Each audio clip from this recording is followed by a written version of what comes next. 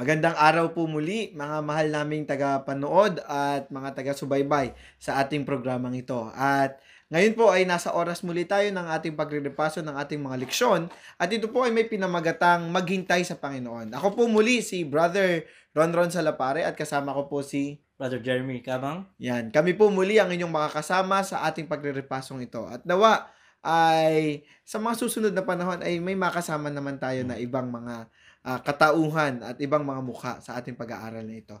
So bago po tayo magpatuloy, tayo muna ay manalangin.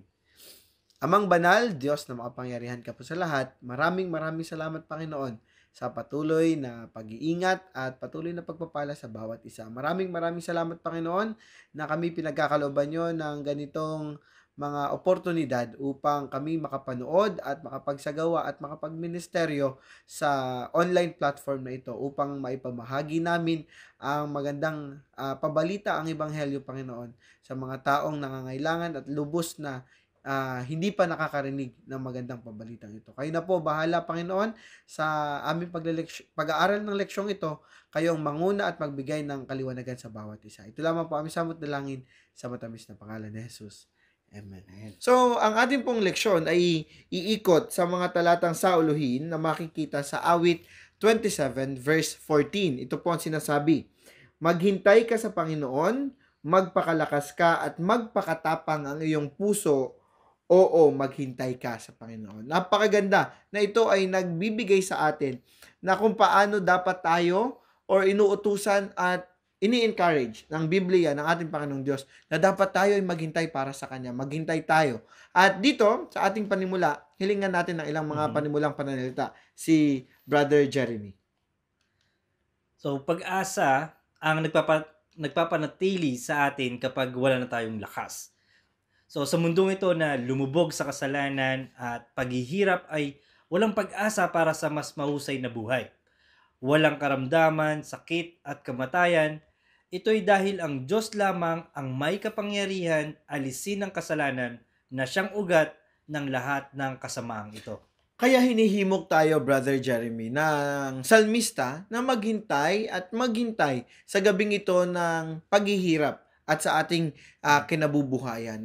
At hanggang sa dumating ang malwalhating umaga, at kung kailan wala ng kamatayan, kalungkutan o pagtangis, hindi na magkakaroon ng sakit sapagkat ang mga dating bagay ay lilipas. At lilipas dahil tayo ay mga nagsipagpagal o nagsipaghintay. Yan ay makikita natin sa pahayag 21 verse 4. So ngayong oras ng ating pag-aaral muli mga mahal naming mga kapatid, tayo po ay may 5 puntos muling pag-uusapan. Una ay maghintay sa Panginoon. Pangalawa ay maghintay ng may kababaan.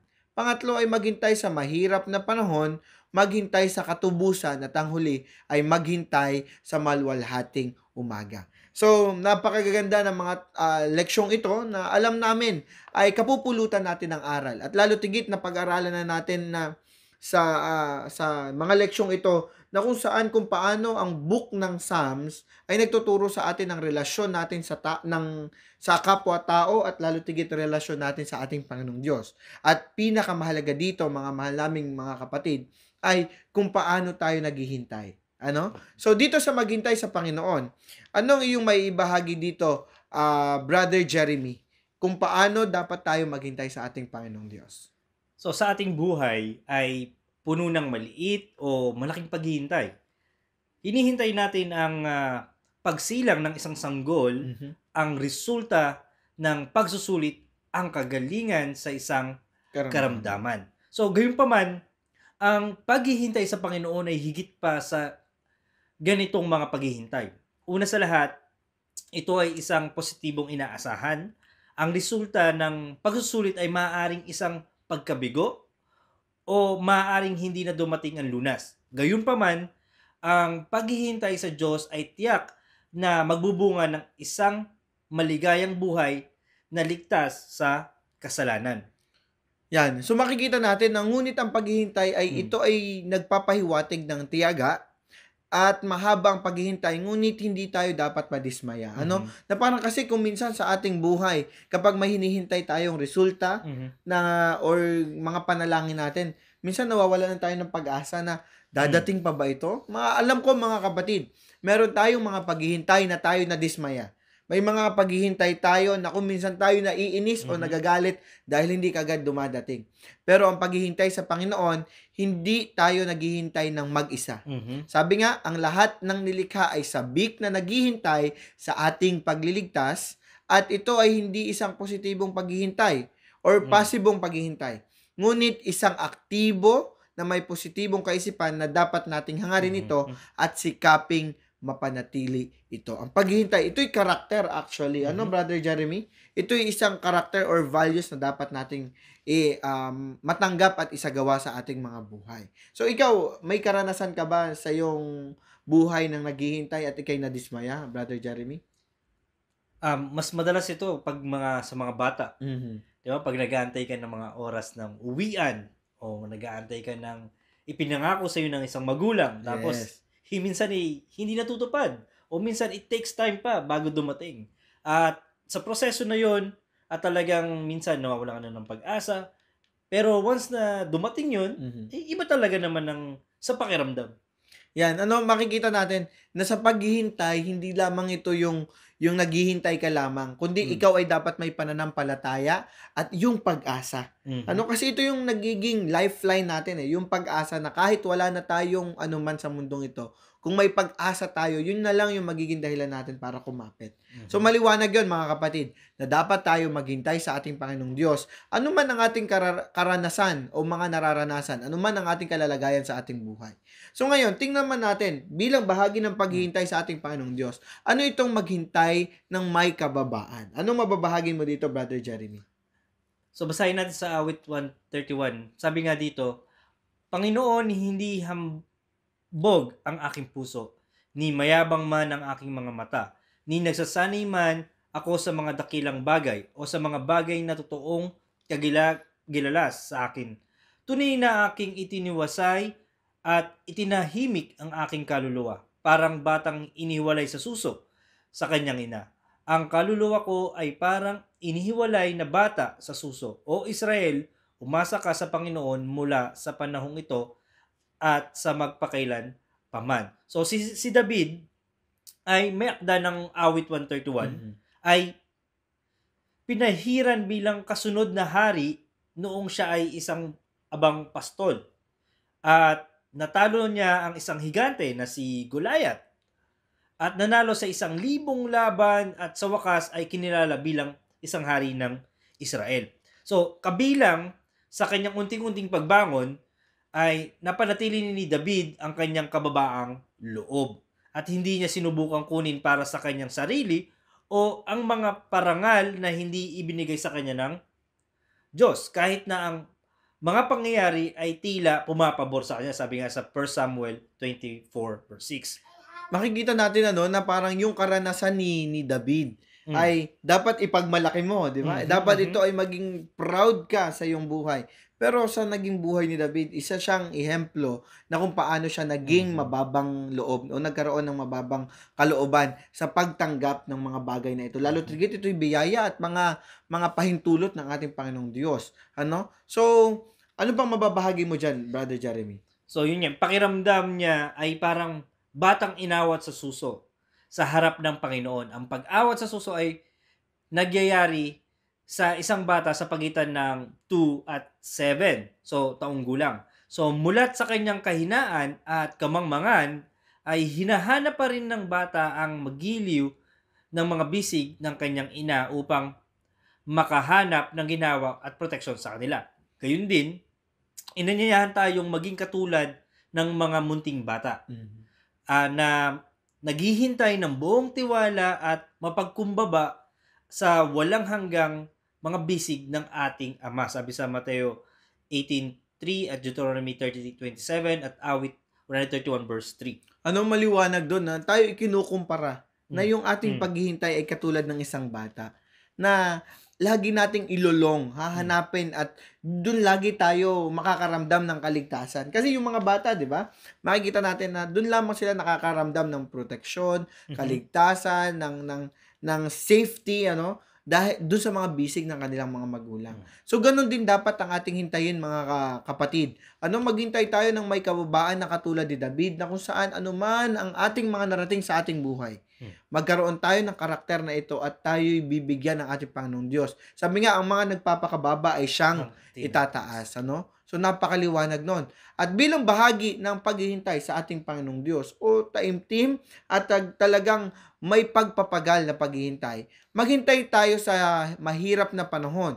Ano ba itong sinasabi ng awit 126 verse 1 na sinasabing, nang dalhin muli ng Panginoon yaong nangagbalik sa Sion, tayo ay gaya niyaong nananaginip. So, paano itong maghintay sa mahirap na panahon ay nangyayari at aplikasyon sa ating buhay, Brother Jeremy? So, ang kontekstong ito, kung saan ay sinulat ang awit 126 ay nakakapanghina. Ang Israel ay binihag ng Babylonia habang ang Jerusalem at ang templo ay nawasak. Gayunpaman, ang salmista ay umaawit, ginawa ng Panginoon ang mga dakilang bagay para sa atin at tayo'y ay nagagalak. So sabi sa awit 126 verse 3. So kasiyahan sa pagkabihag, ligaya sa sakit. Maaari ba tayong maging masaya ngayon sa isang mundong bihag ng kasalanan? At isa nga dun sa nakikita ko nga dito is yung example ni Paul. 'Di ba nung nakulong sila? 'Di ba? Na umawit pa sila ng kanta. Kumbaga nahihirapan ka na sa panahon na 'yon. Pero nagagalak pa rin ang kanilang mga puso at patuloy pa rin ang pagsamba. So masabi natin na oo, masaya dahil hindi natin tinitingnan ang kasalukuyang paghihirap. Ibinabalik ang ating paningin upang pagmasdan ang dakilang bagay na ginawa ng Diyos. Pagkatapos, titingin tayo sa hinaharap ng may kagalakan. Pagdating ni Jesus, ang pag-iyak ay magiging kagalakan. Sabi sa awit 126, verse 6, at kami ay katulad ng mga nanaginip. Sa awit 126, verse 1. Ano napakaganda nung sinabi dyan? Ano sinabi mo dyan, Brother Jeremy? Na sinasabi dito na kahit tayo ay nasa lugmok ng kahirapan, kalungkutan, may problemang pinagdadaanan, walang dahilan para hindi tayo maging masaya. Dapat tayo ay piliin pa rin natin yung maging masaya. Kaya nga, binigyan tayo ng kalayaan ng ating Panginoong Diyos na pumili. Katulad ni Paul, kung ikaw yung nasa kalalagayan ni Paul, di ba, baka tayo umiyak, lalong magtampo, lalong ibaba ang sarili. Pero sila kumanta pa, 'di ba? Na nakikita mo na bagamat sila ay nakakaranas ng problema, nakakaranas ng kalungkutan, sila ay meron pa ring dahilan para maging masaya. Kasi dapat tingnan natin yung mga darating na mga panahon. Tingnan natin hindi yung kasalukuyan, kundi ating damhin kung ano yung mangyayari sa hinaharap na kasama ang ating Panginoong Diyos. Dapat tayo maghintay sa mahirap na panahon? Kasi nga, kapag nasa panahon tayo ng kahirapan, doon natin higit na nakikilala at higit na tinatawagan ng ating Panginoong Diyos. At gusto ng ating Panginoong Diyos dyan. Pero yung ating pagtawag ay dapat may kagalakan. So, yun naman itong maghintay sa pagtubos na sinasabi sa awit 92 verse 12, na ang matuwid ay giginhawa na parang puno ng palma. Siya'y tutubo na parang sedro sa Libano. So, anong sinasabi dito na maghintay tayo sa pagtubos? Ano may bahagi mo dyan, Brother Jeremy? So, sa superscription. Okay. Ano bang superscription? Medyo nagulat dyan. Superscription. Yung kung ano yung sinasabi sa kung saan ay more on makalangit na kaunawaan sa awit 92. Sa awit 92. So mababasa nga natin sa awit para sa Sabat at makikita natin dito ang dalawang aspeto ng Sabat o sa paglikha at pagtubos. So nagagalak tayo sa pagmumuni-muni sa nilikha ng Diyos, sa awit 92 verse 4 and 5. Ngunit marami ang hindi tumatanggap sa lumikha ni sa pagtubos na kanyang inaalok, sabi sa awit 92 verse 6-7. So gayunpaman, ang mga tumanggap sa tagapagligtas ay muling lilikhain. Tulad ng mga puno ng palma, tayo ay lalago, tayo ay mamumunga, tayo ay magiging masigla, sabi sa awit 92 verse 12-14. Then habang inihintay natin ang sandaling iyon, tuwing Sabado ay pinapaalam natin ang ating pag-asa sa dalawang paraan. So ano tong dalawang paraan na to? Sabi sa awit 92 verse 10, tayo ay pinahiran na salitang tayo ay pinahiran, ang espesyal na salitang ito ay ginamit upang tumukoy sa langis na hinaluan ng hain. So sabi sa Leviticus 2 verse 5, tayo ay hain sa Diyos, sabi sa Roma 12 verse 1. At sa awit 92 verse 15, sabi dito, ibinabahagi natin ang ating pag-asa sa iba upang ipahayag na ang Panginoon ay matuwid, siya ang aking bato at sa kanya ay walang pang-api. Sabi sa awit 92 verse 15. So dito makikita pala natin na kung paano yung maghintay tayo na may pagtubos. Na tayo ay tinubos ng ating Panginoong Diyos. Makita ito sa ating paghihintay. Hindi yung parang tayo naghihintay pero kinikilala pa rin natin ang ating mga sarili na hindi tayo tinubos o hindi tayo naligtas. So dapat sa ating paghihintay makita sa ating karakter na tayo tinubos, na kung saan tayo ay pinahiran na ng langis.